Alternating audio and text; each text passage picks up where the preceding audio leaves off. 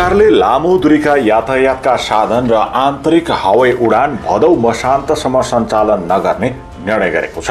मन्त्री परिषदको बैठकले कोरोना संक्रमण फैलने क्रम नरोकिएकाले लामो दूरीका यातायात र आन्तरिक हवाई उडान भदौ मसान्तसम्म नचलाउने निर्णय गरेको हो। अन्तर्जिल्ला यातायात र हवाई उडान भदौ 1 गतेबाट खुल्ला गर्ने निर्णयलाई भदौ 15 गतेसम्म स्थगित गरिएको थियो। अन्तर्राष्ट्रिय उडान भने यही भदौ 16 गतेदेखि शर्तसहित सञ्चालन गर्ने अनुमति दिइसकेको छ। बैठकले वैदेशिक रोजगारीका लागि कुनै पनि देशमा कामदारलाई खुल्ला गरेमा त्यही देशका लागि श्रम इजाजत खोल्ने निर्णय समेत गरेको बताइएको छ। कोरोना संक्रमण बढेसँगै भदौ 15 गतेसम्म स्थगित भएको आन्तरिक हवाई उडान र लामो दूरीको यातायात अब भदौ मसान्तसम्म नखोल्ने निर्णय गरेको हो। यस्तै विद्यालय र कलेज सहितका शैक्षिक संस्थाहरू पनि भदौ मसान्तसम्म नखोल्ने निर्णय भएको छ। जो अगाडि बसेर लडिरहेछन् तिनीहरू दिन प्रतिदिन संक्रमित भएर गइरहेछन्। त्यो हिसाबमा यिनीहरूलाई अब विभिन्न हस्पिटल्सहरूमा यिनीहरूको उपचारहरू पनि भइरहेछ। तर कहाँ उपचार भइरहेछ, कसरी उपचार भइरहेछ भन्नेमा अलिकति हामीले कन्सर्न देखाइदियो भने पनि उनीहरूको अझ मनोबल बढ्छ जस्तो मलाई लाग्छ। अहिलेसम्म कस्तो भइरहेछ भने जसले जसरी सक्छन् अब आफै हस्पिटल कसैले खोजेर भर्ना भएका छन्, आफैले मिलाएर औषधि लिएर आएका छन्। ठिकै छ, राम्रै भइरहेछ। तर मलाई डर चाहिँ के हो भनेदेखि पहिले पनि भनिरहेको अब आखिर यो रोग लागिसकेपछि सबैजना कुनै न कुनै बेलामा जो पनि मृत्युवरण हुन सक्ने स्थिति छ। अरू मान्छे जस्तै डाक्टर स्वास्थ्यकर्मी पनि मान्छे नै हुन्।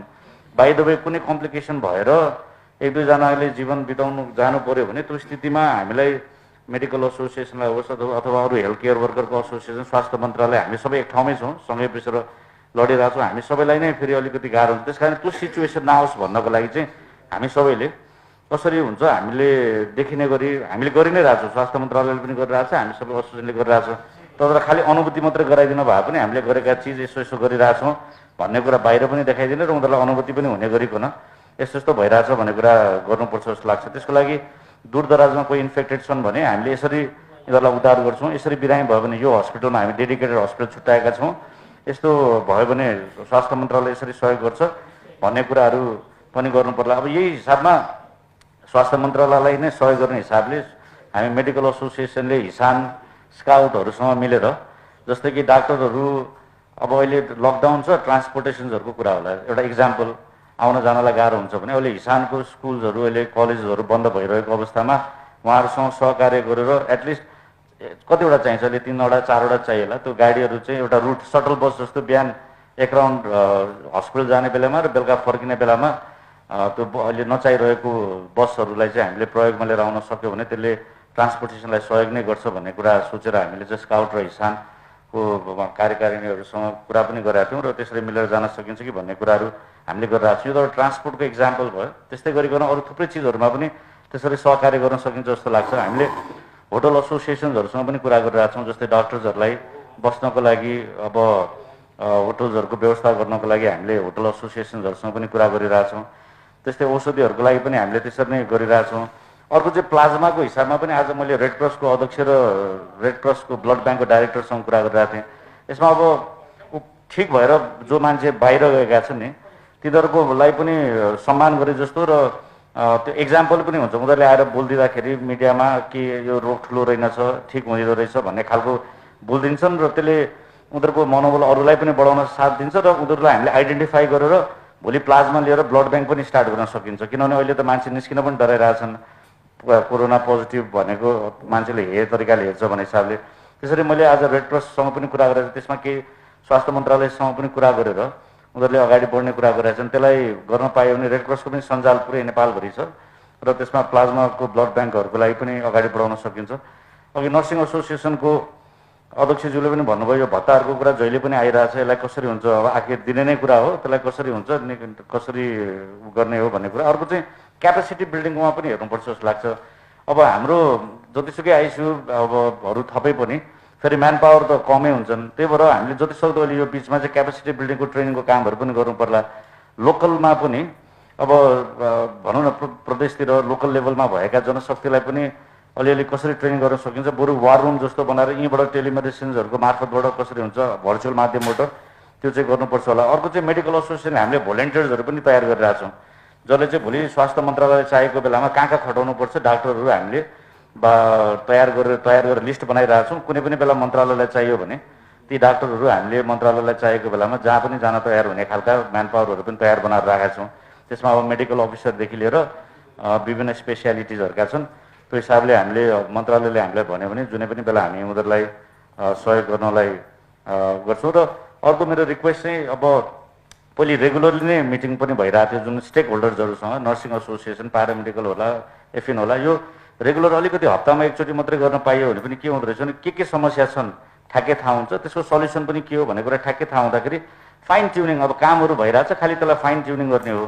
त्यो फाइन ट्युनिङ गर्न चाहिँ सजिलो हुन्छ, किनभने अब यो लडाइँमा अहिले सबैजना होमिन तयार छन्, सबैले आफ्नो ठाउँबाट सहयोग गर्न तयार नै छन् भने तिनीहरूलाई हप्तामा एकचोटि मात्रै कुरा सुनिदियो भने कहाँ छ समस्या र त्यसको सल्युसन के हो भन्ने कुरा थाहा पायो भने काम गर्न सजिलो हुन्छ जस्तो लाग्छ। र अर्को चाहिँ अझै अब हामीले पब्लिक अवेरनेसमा चाहिँ काम गर्नैपर्छ, किनभने भोलि लकडाउन खोल्नै पर्छ। लकडाउन खोल्नेमा पनि बेलामा पनि पब्लिक अवेर भएन भने त्यसमा कसरी गर्न सकिन्छ त्यो हेर्नु पर्ला। अर्को सल्लाह चाहिँ त्यो ग्रोसरी पसलहरू जुन 1-2 घन्टा मात्रै खुल्छ नि त्यसलाई बरु दिनभरि नै खोल्दै हुन्छ जस्तो लाग्छ कि त्यो 2-3 घन्टा मात्रै खुल्छ भनेकोले गर्दा त्यो बिहान र बेलुका ज्यादा भिड हुन्छ। जस्तै बेलायतहरूतिर, अमेरिकातिर, लन्डनमा पनि अथवा अरू देशमा पनि त्यो लकडाउन हुँदाखेरि पनि ग्रोसरी सपहरू चाहिँ दिनभरि नै खोलिदिन्थ्यो। त्यसले गर्दा मान्छे आत्तिदैन कि, मान्छे चाहिँ 1 घन्टापछि गए पनि हुन्छ, 2 घन्टा गएपछि पनि हुन्छ भन्ने कुरा हो। त्यो हिसाबले त्यसलाई चाहिँ ग्रोसरी सपलाई चाहिँ मेरो विचारमा चाहिने एसेन्सियलहरूलाई चाहिँ खोलिदिएकै हो जस्तो लाग्छ। र हस्पिटल चाहिँ सोर्स अफ इन्फेक्सन अहिले भइरहेछ, स्वास्थ्यकर्मी पनि एकदम, त्यही भएर त्यो हस्पिटलको चाहिँ स्पेसल गाइडलाइन बनाइदिनु पऱ्यो। अपोइन्टमेन्ट मात्रै लिएर आउने, एउटा कुरा मात्रै लिएर आउने, के भन्छ टोकन, टाइम टोकन लिएर आउने, तिनीहरूको हस्पिटललाई सङ्क्रमण रहित कसरी बनाउन सकिन्छ त्यसमा चाहिँ एउटा डह्रो खालको के भन्छ निर्देशिकाहरू हामीले बनाएर अगाडि जानुपर्छ जस्तो लाग्छ। र अर्को चाहिँ जुन स्वास्थ्य मन्त्रालयबाट निस्किरहेको चिठीहरू छ त्यो चिठी चाहिँ अलिकति क्लियर मेसेज हुने खालको भइदियो भने हुन्छ, किनभने त्यो चिठी आउँदाखेरि हस्पिटलमा एडमिसन गर्नु अगाडि मन्त्रालयलाई सोध्नुपर्ने हो कि जस्तो पनि बुझिन्छ। फेरि त्यो गर्दाखेरि टेक्निकल्ली प्रब्लम पनि होला। अब ठ्याक्कै भन्न खोजेको के हो अलिकति बुझ्ने भाषामा त्यो भनिदियो भनेदेखि सजिलो हुन्छ जस्तो लाग्छ। किनभने र कतिवटा लिबर्टी चाहिँ हस्पिटल र डक्टरलाई दिनुपर्छ जस्तो लाग्छ, किनभने उनीहरूलाई ठ्याक्कै थाहा हुन्छ कि यो बिरामी भर्ना गर्ने नगर्ने, कहाँ गर्ने, कसो गर्ने, कतिवटा चिज सोधिरहँदाखेरि ढिलो पनि हुनसक्छ, अप्ठ्यारो पनि हुन्छ। त्यो काम गर्नलाई अलिक सजिलो वातावरण चाहिँ बनाइदिनुपर्छ होला जस्तो लाग्छ। म धेरै समय लिन यति राख्ने कुरा राखेर अब हिसान र स्काउटहरूसँग हाम्रो हिजो अस्ति पनि कुरा भएको छ। अब मन्त्रालयको सहयोग साथसँग अब हामी कसरी अगाडि बढ्न सकिन्छ, मन्त्रीज्यूको पनि निर्देशन होस्, त्यही अनुसारले हामी अगाडि बढ्छौँ। धन्यवाद।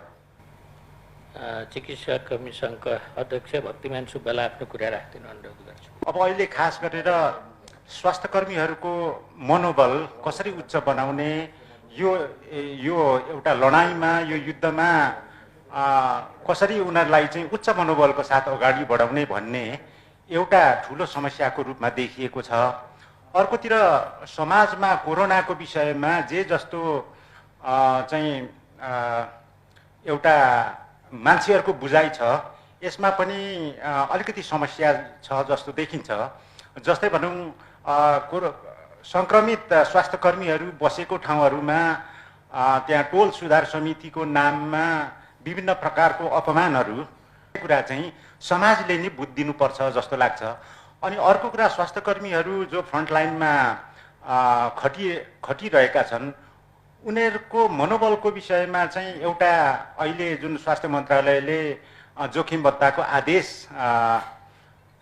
अगाडि सारेको छ, यसमा धेरै स्वास्थ्यकर्मीहरूले के गुनासो गरिरहेका छन् भने हामीले त्यो भत्ता जे आदेशमा उल्लेख भएको छ त्यो भत्ताहरू पनि सबै ठाउँमा प्राप्त हुन सकेका छैन, हामी खटाखटै छौँ। यो कुरा चाहिँ अलिकति अब के हो, पाउने नपाउने यो पनि ग्यारेन्टी भएन भन्ने कुरा एउटा उठाइरहनु भएको छ भने अर्कोतिर चाहिँ अब पर्याप्त सुरक्षा PPE का साधनहरू उपलब्ध गराएर उनीहरूलाई चाहिँ ढुक्कसँगले सेवा प्रवाह गर्ने एउटा वातावरण, एउटा मनोबल बनाउन सकियो, त्यस्तो वातावरण बनाउन सकियो भने त्यो एउटा चाहिँ एकदमै टड्कारो महसुस भएको विषय हो। यसमा पनि स्वास्थ्य मन्त्रालयले ध्यान दिनुपर्छ भनेर स्वास्थ्य मन्त्रीज्यू समक्ष धेरै अगाडि पनि हामीले यो सुझावहरू पेश गरेका छौँ। र अब खास गरेर अब यो एउटा सबै समाज, सङ्घ सङ्गठनहरू, मन्त्रालय सबैले एकसाथ लड्ने यो विषय हो। यसमा सबैले कसरी परिचालित गर्न सकिन्छ भन्ने कुरा चाहिँ वास्तवमा हामी सबैले एक भएर कसरी लड्ने भन्ने विषयमा चाहिँ हामी अगाडि बढ्नुपर्छ। स्वास्थ्य मन्त्रालय जे जस्तो पहल गरिरहेको छ त्यो एकदमै सराहनीय नै छ। तर अब हाम्रो मुलुकको सिस्टम चाहिँ कस्तो हो भने यो आफै स्वचालित सिस्टम होइन।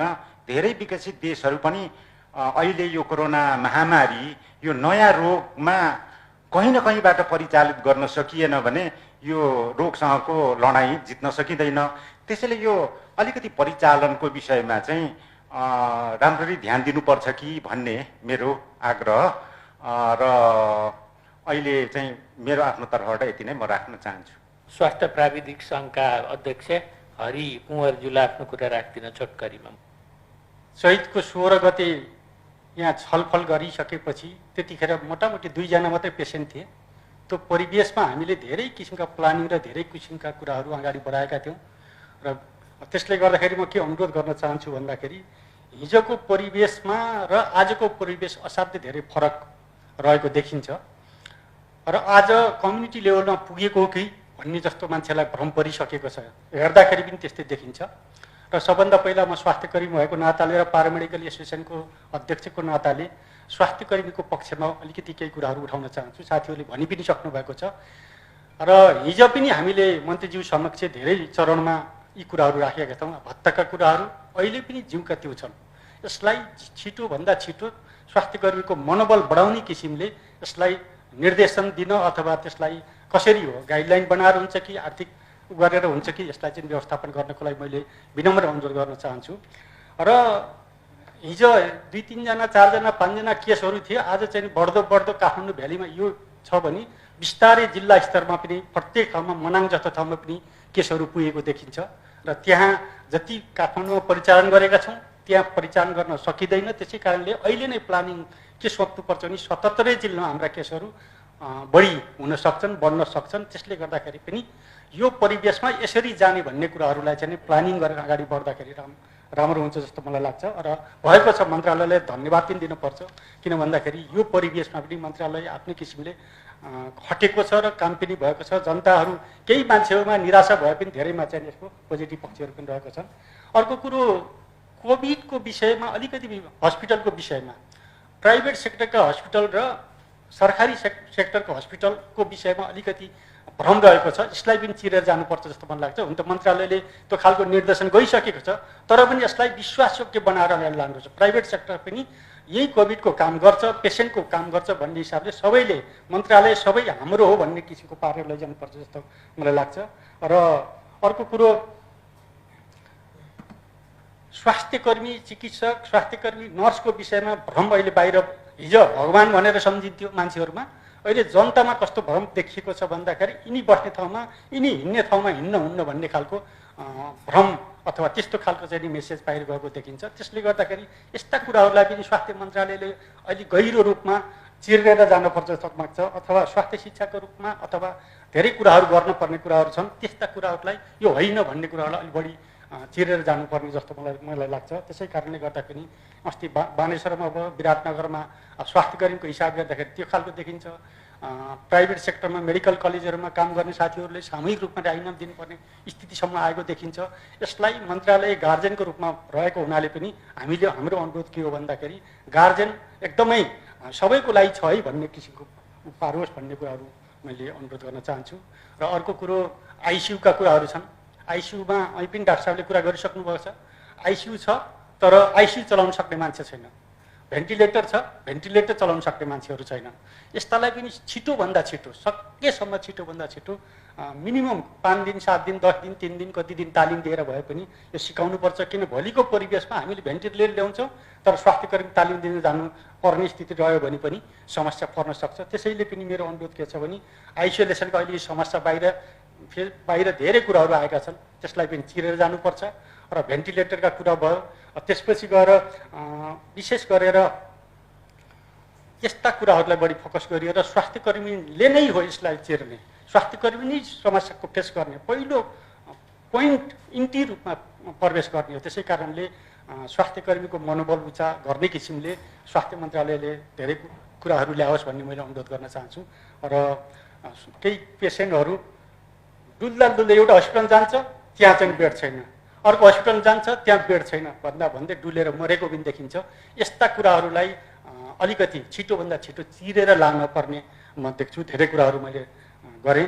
मैले यी कुराहरूलाई मध्यनजर गरेर मन्त्रालयले परिचालन गर्यो। मन्त्रीज्यूले अहिलेसम्म हेर्दाखेरि एकदमै सिस्टमेटिक हिसाबले काम गरेको देखिन्छ। रहोस् र सबैलाई हामीलाई पनि स्वास्थ्य प्राविधिक सङ्घहरूलाई परिचालन गर्ने के गर्न सक्छौँ हामी मन्त्रालयले परिचालन गर्ने किसिमले योजना ल्याओस्। हामी सधैँ साथमा साथ मिलाएर सहयोग गर्न तयार छौँ। हस्त सम्मेलनका अध्यक्षज्यूलाई चाहिँ आफ्नो कुरा राखिदिनु अनुरोध गर्छु। मन्त्रीज्यू, सर्वप्रथम त म स्वास्थ्य तथा जनसङ्ख्या मन्त्रालयलाई यो विषम परिस्थितिका बावजुद हामी स्वास्थ्य कर्मीहरू जो फिल्ड लेभलमा काम गरिरहेका छौँ, हामीलाई बोलाएर त्यहाँ परेका समस्याहरूको बारेमा केही कुराहरू राख्न र केही सुझावहरू दिनको लागि आमन्त्रण गर्नुभएकोमा हार्दिक आभार व्यक्त गर्न चाहन्छु। र सँगसँगै कोभिड-19 जुन हाम्रो लागि एकदम विशुद्ध चाहिँ एउटा नयाँ एउटा महामारीको रूपमा हामीले जुन फेस गरिरहनु परेको छ, यो विषम परिस्थितिमा र हाम्रो कमजोर स्वास्थ्य क्षेत्रको जुन एउटा कमजोर संरचना छ, त्यो संरचना यो सिस्टमलाई नै प्रयोग गर्दै गरिएका जति पनि प्रयत्नहरू रहे, यी प्रयत्नहरूबाट प्राप्त सफलताप्रति म मन्त्रालयलाई हार्दिक धन्यवाद व्यक्त गर्न चाहन्छु। र अब म धेरै राम्रो कुराहरू नगरिकन मुख्य रूपमा अहिले म खास गरेर स्वास्थ्य प्रयोगशालासँग आबद्ध भएको हुनाले मैले हाम्रो क्षेत्रमा हामीले सामान्य सङ्क्रमितहरूका शङ्कास्पद सङ्क्रमितहरूको नमुना सङ्कलनदेखि लिएर परीक्षणसम्मका कुराहरू, त्यसमा देखिएका केही कमी कमजोरीहरू, हामीले गर्न नसकेका, सरकारका तर्फबाट अलिकति ध्यान नपुगेका जस्तो देखिएका अथवा ती कुराहरूलाई थोरै मैले राखिदिन चाहन्छु। योभन्दा अघिल्लो बैठकहरूमा पनि मैले यस्ता मिटिङहरूमा पनि ती कुराहरू राख्न चाहेको थिएँ। हुन त धेरै चिजहरू सर्ट आउट भइसकेका छन्, यद्यपि केही चिजहरू छन् जस्तो अहिले मुख्य त हिसाबमा त हाम्रो अन्तर सरकार समन्वयको एकदम अभाव छ, जसले गर्दाखेरि हामी स्वास्थ्य कर्मीलाई, प्रयोगशाला कर्मीहरूलाई खास गरी एकदमै काम गर्नको लागि अप्ठ्यारो अवस्था छ। त्यो भनेको चाहिँ केन्द्र सरकार, प्रदेश र स्थानीय सरकार, तिनवटा सरकारको तिन खालको पेलाइमा, तिन खालको निर्देशनमा हामीलाई काम गर्न एकदम गाह्रो भइरहेको अवस्था छ, जसले चाहिँ नमुना सङ्कलन, ढुवानी र परीक्षणमै अझै ठुलो समस्याहरू छ। एउटा अर्को कुरो, हाम्रो स्वास्थ्य प्रयोगशाला कर्मीहरूको सुरक्षाको कुरा आयो। पिपी एउटा चाहिँ गाइडलाइन तयार पारेको छ, ऱ्यासनल युज अफ पिपी भनेर एउटा बनाएको पनि छ, तर त्यो अनुसारको चाहिँ सप्लाई अझै पनि भएको छैन। यहाँ लाग्छ हामीले यहाँबाट हेर्दाखेरि पर्याप्त मात्रामा पिपीहरू छ भनेर भनिन्छ, तर पिपी भनेको के सोच्यो भने जस्ट त्यो एउटा लगाउने ल्याब कोट, जुन कोटहरू हुन्छ त्यो मात्रै पिपी भन्ने हिसाबले बुझियो। त्यो कुराहरू होइन, त्यो भएर पुग्दैन। हामीलाई फ्रन्ट लाइनमा बसेर काम गर्नु पर्दाखेरि N95 मास्क एकदम कम्पलसरी चाहिन्छ र त्यो गाइडलाइनमा लेखिएको छ, तर स्थानीय त जहाँ फिल्डमा काम गर्नुपर्ने अवस्था छ त्यो दिएको छैन, जसको कारणले गर्दाखेरि ग्लोभ्सहरू छैन। एउटा चाहिँ हुनुपर्ने खालको चाहिँ सामानहरू नपुग्दाखेरि आजको दिनसम्म हेर्दा 68 जना भन्दा बढी स्वास्थ्य प्रयोगशाला कर्मीहरू सङ्क्रमित भइसकेको अवस्था छ। यो एउटा मैले यो अनुरोध गर्न चाहेँ। र अर्को ठुलो समस्या के छ भन्दाखेरि फिल्डमा गएर अब अहिले त झन् काठमाडौँकै परिवेशमा कुरा गर्दाखेरि डे बाई डे यति धेरै केसहरू बढिराख्दाखेरि कन्ट्याक्ट ट्रेसिङका धेरै कामहरू गर्नुपर्छ, पोजिटिभ बिरामीहरूसँगै खेलिरहनु पर्ने अवस्था हुन्छ। तर त्यो काम गरेर स्वाब सङ्कलन गरेर ती हाम्रा प्रयोगशाला कर्मीहरू घरमा गएर बस्नुपर्ने अवस्था छ। उहाँहरूलाई चाहिँ एउटा छुट्टै एउटा स्वाब कलेक्सन गरिसकेको मान्छेलाई यति समयसम्म काम गर्ने र तपाईँहरू चाहिँ गएर होटलमा बस्ने, अनि 7 दिन 14 दिन एउटा चाहिँ बनाएर त्यसपछि तपाईँ चाहिँ अरू 7 दिन 14 दिन तपाईँ रेस्ट गरेर तपाईँ पुनः स्वाब परीक्षण आफ्नो गरेर अनि तपाईँ ठिक हुनुहुन्छ भने अनि काममा फर्किने गर्नुपर्नेमा सबै यहाँ कसैलाई पनि व्यवस्थापन छैन। काम गर्नु परेको छ, बेलुका गएर घरमा बस्नु परेको छ। अब यहाँ हामी नै स्वास्थ्य प्रयोगशाला कर्मीहरू नै यो चाहिँ रोग सार्ने एउटा माध्यम बनिने हो कि भन्ने एउटा ठुलो चुनौतीको रूपमा एउटा छ। मैले त्यो छैन। अब अर्को यहाँ पूर्व वक्ता मानवहरूले पनि भनिसक्नु भएको छ, यो मनोबल बढाउने कुराहरू आए, जोखिम भत्ताका कुराहरू आए। यहाँ माथिबाट त भनिन्छ, बनेका पनि छन्, पुरानो जुन असार मसान्तसम्मलाई भनेर बनाएको एउटा निर्देशिका पनि बनाएको छ, तर असार मसान्तसम्मको भत्ता पनि पाउन नसकेको अवस्था छ। त्यो एकदम स्थानीय तहहरूले त्यो नदिएको अवस्था छ। त्यहाँदेखि पछाडिको त के हो थाहा छैन। अब नयाँ गाइडलाइनै पास भएको छैन। अब त्यो कुराहरू चाहिँ एकदम एउटा मनोबल खस्किने अर्को एउटा त्यो काम भएको छ भने प्रयोगशाला कर्मीको हकमा हेर्दाखेरि सरकारी लेभलमा दरबन्दी एकदम थोरै भएको अवस्थामा अहिले परिचालन भएको जति पनि कामहरू भइरहेको छ लगभग 60% भन्दा बढी चाहिँ हामीले हाम्रो सङ्गठनको तर्फबाट हाम्रो मेलानको तर्फबाट हाम्रा निजी क्षेत्रमा काम गरेका साथीहरूलाई परिचालन गरेका छौँ। राज्यलाई सहयोग गर्नुपर्छ यो बेला भनेर गरेको छ। तर आज 6 महिना लगभग पुग्न आँटो, अहिलेसम्म त्यो साथीहरूलाई एउटा चिया खर्च पनि उपलब्ध नगरेको अवस्था छ। उहाँहरू खट्नु भएको छ त एउटा चाहिँ विशुद्ध एउटा पेसागत सङ्गठन हो, यसले भन्यो हामी यसका मेम्बर हौँ, हामी खट्नुपर्छ, राज्यलाई सहयोग गर्नुपर्छ भन्ने खाले उहाँहरू खट्नु भएको छ र हामीले पनि सरकारले एक दिन सुन्छ त्यो दायित्व सरकारको, उसले गर्छ भनेर हामी त्यसरी कन्भिन्स गरिरहेका छौँ। तर त्यसको पनि त एउटा सीमा हुन्छ मन्त्रीज्यू, यसलाई सकेसम्म चाँडो टुङ्गाइदिनको लागि म एउटा अनुरोध गर्दछु। अब सँगसँगै सामाजिक बहिष्कार अवहेलना दुर्व्यवहारको कुराहरू त छँदैछ।